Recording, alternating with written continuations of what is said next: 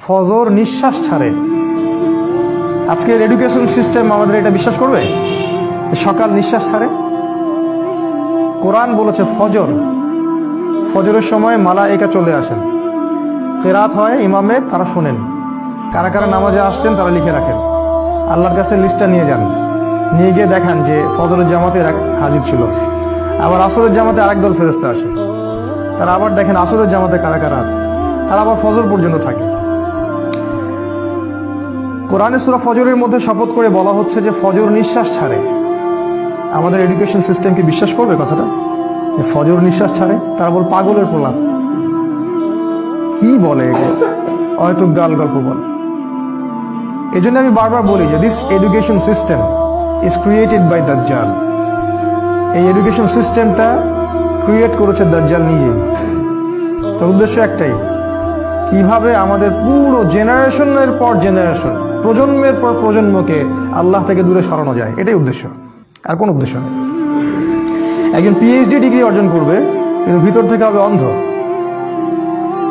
একজন ডক্টরেট করবে, বাইরে থেকে ডিগ্রি নিয়ে আসবে, তার বাবা মা থাকবে বৃদ্ধাশ্রমে, সে ইন্টারনালি ব্লাইন্ড। আল্লাহ পাক এরকম অনেক কসম করেছেন, একটা কসম সময়ের কসম। এই যে আমাদের ছেলেমেয়েরা পড়াশোনা করছে, নার্সারিতে ভর্তি হচ্ছে 5 বা 6 বছর বয়সে, 25 বছর পর্যন্ত ঘাড়ে ব্যাগ থাকবেই। অনার্স মাস্টার্স করতে করতে 25 হয়ে যাবে বয়স। এই লম্বা সময়ে সে কোরআন শিখবে না। জেনারেল এডুকেশনের কথা বলছি, কোরআন A to Z শিখবে না, হাদিস শিখবে না, ফিকহ শিখবে না, ইতিহাস শিখবে না, সে ইসলামের যে রাসূলের জীবনী সেটা শিখবে না, সাহাবীদের জীবনী শিখবে না, এগুলো কিছু শিখবে না। 25 বছর পর্যন্ত সে কষ্ট করবে। আমরা যখন জেনারেল লাইনে পড়তাম, আমাদেরকে এক একটা কবিতা, এক একটা গল্প এমনভাবে পড়ানো হতো, একদম ভেজে ভেজে খাওয়াই দেওয়া হতো। রবীন্দ্রনাথের কবিতা, নজরুলের কবিতা, জীবনানন্দ দাশের কবিতা, শেক্সপিয়ারের গল্প, তারপরে আপনার মাইকেল মধুসূদন দত্তের কবিতা। অবশ্যই এখানে ইসলামপন্থী কারো কবিতা ছিল না। আপনার কাছে যদি মনে হয় এই পুরো প্ল্যানটা এমনি এমনি হয়ে গেছে, আপনি বোকা স্বর্গে বাস করছেন, এর পিছনে একটা মাস্টার মাইন্ড আছে। এই পুরো প্রসেসটা একদিনে হয়নি, এটাকে সাজানো হয়েছে, ঢেলে সাজানো হয়েছে, যাতে করে আমাদের প্রজন্মের বা প্রজন্ম ইসলাম থেকে দূরে সরে যায়, তাদের জীবনের বড় একটা সময় নষ্ট হয়ে যায়। সময়ের কসম করেছেন আল্লাহ, এটা একটা কারণ, সময়ের প্রতি মূল্যায়ন করা। সেকেন্ড কারণ হচ্ছে আল্লাহ পাক অতীতের দিকে তাকাতে বলছেন আমাদের দিকে, অতীতের দিকে। সময়ের কসম করে আল্লাহ পাক আমাদেরকে বুঝাচ্ছেন যে অতীতের দিকে তাকিয়ে দেখো, সময়ে সময়ে যারাই আল্লাহর বিধানকে অস্বীকার করেছে, আল্লাহ পাক তাদেরকে এই দুনিয়াতেও লাঞ্ছিত করেছেন, পরকালেও যন্ত্রণাদায়ক শাস্তি দিয়েছেন। আল্লাহ পাক সময়ের কসম করে আমাদেরকে হিস্ট্রি পড়তে বলছেন, ইতিহাস। অতীতের দিকে তাকাও, দেখো আদম আলাইহিস সালাম থেকে শুরু করে এই পর্যন্ত একই সুন্নাত, আল্লাহর সুন্নতের মধ্যে কোনো পরিবর্তন নাই। ওয়ালান তাজিদা লিসুন্নাতিল্লাহি তাবদীলা, আল্লাহ বলেছেন আমার সুন্নাত, আমার স্টাইলে কোনো পরিবর্তন পাবে না। যাদের কাছেই আল্লাহ হেদায়েত এসেছে, যারা স্বীকার করে নিয়েছে, আল্লাহ পাক তাদেরকে দুনিয়ায় সাফল্য দিয়েছেন, পরকালেও সাফল্য দিয়েছেন।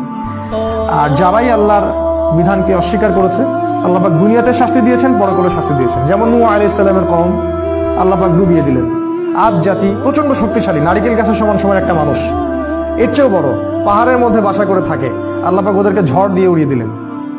শুআয়ব আলাইহিস সালামের কওম খুবই দাপটের জাতি, ওদের অপরাধ ছিল মানুষকে অন্যায়ভাবে মারতো। আমাদের ওই যে রিমান্ডে নিয়ে যেটা করে ওইটা করতো আর কি। রিমান্ডে নিয়ে গেলে যে পিটানটা পিটায়, এইগুলা তারা সমাজে মানুষকে পিটাইতো। একজন মানুষ দোষী, দোষ তো প্রমাণ হয়নি, মারা যাবে। ধরেন একজন মানুষ খুনের কারণে বন্দী হয়েছে, প্রমাণ হয়েছে কি এখনো?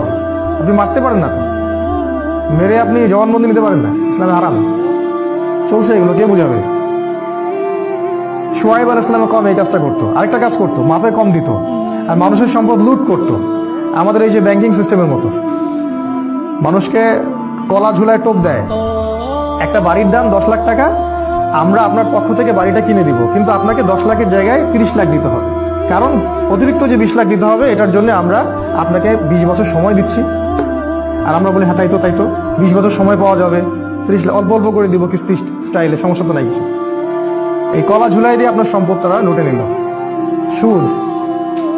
আরেকটা যে পেপার মানি, কাগজের টাকা, আমি তো বললাম যে আমরা সোনা আমরা সোনা নিয়ে ওদের ব্যাংকে যাই, ওদেরকে সোনা দিয়ে ডলার নেই।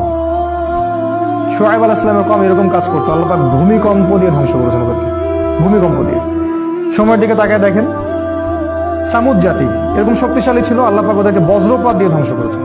ফেরাউন পৃথিবীতে এমন একজন মানুষ যে মনে করতো আমি আল্লাহ, আনা রব্বুকুমুল আ'লা, আমি ছাড়া তোমাদের মহান কোনো রব নাই। আল্লাহ পাক ওকে পানিতে ডুবাই দিলেন। এখানে একটা ঘটনা আছে।